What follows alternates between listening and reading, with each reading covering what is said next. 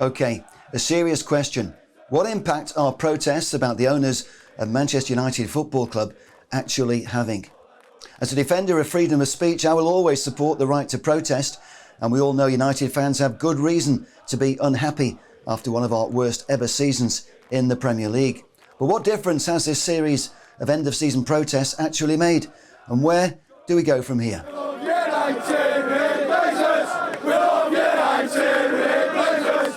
Before our final home match of the season against Brentford, fans protested all around Old Trafford. It was a vocal but peaceful protest, and all credit for the way the police and stewards kept a respectful distance.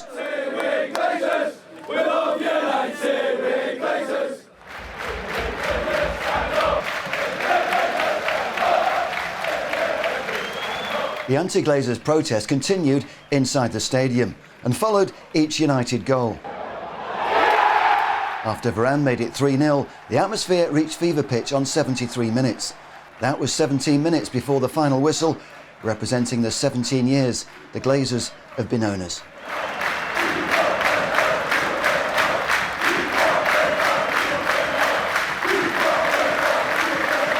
Undeterred by the protest, the players did respond with a much improved performance. Many motivated by the realisation this would be their Old Trafford farewell.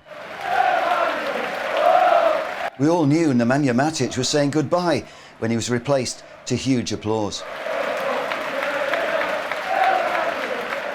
While some supporters left our final home match early in a badly thought out protest meant to embarrass the owners, the vast majority of fans were there at the end to witness the players thanking the Old Trafford faithful.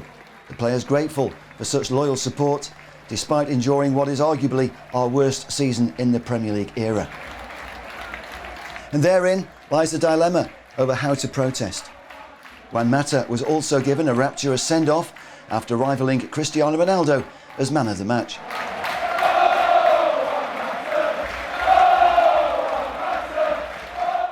Genuine fans will always support the team.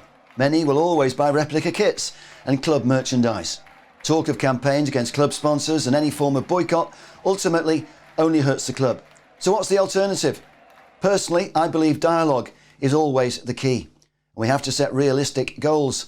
A change of ownership does, of course, require the right circumstances, and unless the government intervenes, like they've done at Chelsea, that's an unknown timescale. Absolutely, it makes sense to continually seek out new owners who can help invest in a better future. In the meantime, we have to work with the guys in control who can do much better. We all know that. OK, we won't forgive or forget the damage they've already done, but the current owners can begin to make things better. Actually, there are signs that protests have started to influence decision-making at Old Trafford. New rules affecting season tickets and the right to trade in unwanted seats for individual matches have been announced following a long campaign by the Manchester United Supporters Trust. Must have done a fantastic job fighting for that concession. Equally, plans for modernisation of Old Trafford are in the pipeline.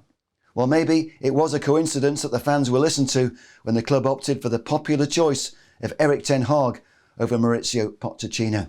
But it's a positive step forward by what is a new regime. Progress is slow, and it's easy to see we've hit rock bottom by our standards as a football club.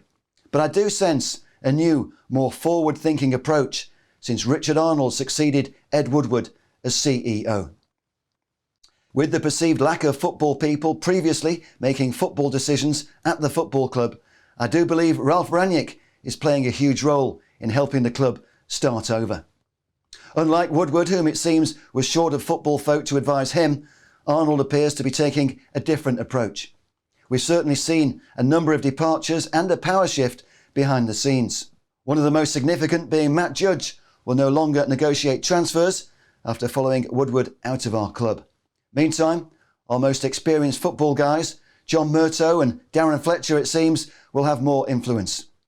From where I sit, Richard Arnold is orchestrating a much-needed sea change at Old Trafford. This is only my personal observation, but I do believe Richard Arnold has learned from all the mistakes made by his unpopular predecessor, Ed Woodward. So I am optimistic Arnold will make things better, even with the Glazers in control. Whether or not you agree with me, I think Arnold will earn huge kudos if Erik Ten Hag is successful. Because we're going Dutch under his watch. The arrival of Erik Ten Hag certainly promises an exciting new era that augurs well for our football development. And if the new structure makes us more effective in the transfer market, that will make all the difference to our immediate future. Because this summer, we need to see a massive rebuild of our playing squad. Personally, I want to see the new manager blend our best youngsters with some shrewd signings with real potential. I'd love to see Ten Hag build a squad of homegrown talent around the likes of Cristiano Ronaldo, David De Gea and Jadon Sancho. Bruno Fernandes has much more to give in the right setup, and it'll be interesting to see if Donny van der Beek can finally find his feet under his old mentor. But most of all, I'd love to see Ronaldo as captain and role model for this next generation, because Cristiano is still truly world class. And if he wants to work with Ten Hag, and Ten Hag wants to work with Ronaldo, that, I believe, would be the dream ticket.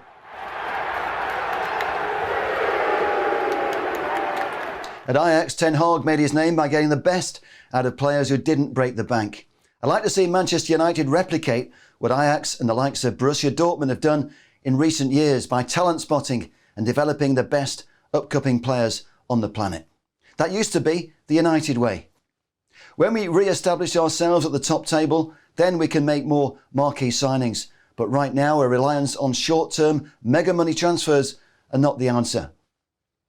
I wouldn't rule out one big marquee signing though. In a perfect world, Declan Rice could have the same kind of impact as Brian Robson did all those years ago. But Rice is being priced out of the market, and there are other quality players around. So let's wait and see how our new transfer committee operates. We'll see soon enough if Ten Hag is able to recruit the right players that suit his winning formula.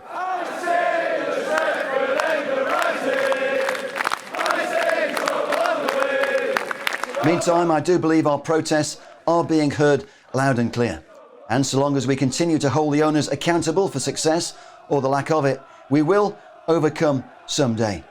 For the record, I've always called out the Glazers for failing to speak directly to the fans. And while they fail to keep us informed by remaining absent and silent, I do believe they invite the abuse that they're subjected to. But with or without the Glazers, I'm confident we will be back sooner or later, because we are Manchester United and we will never die.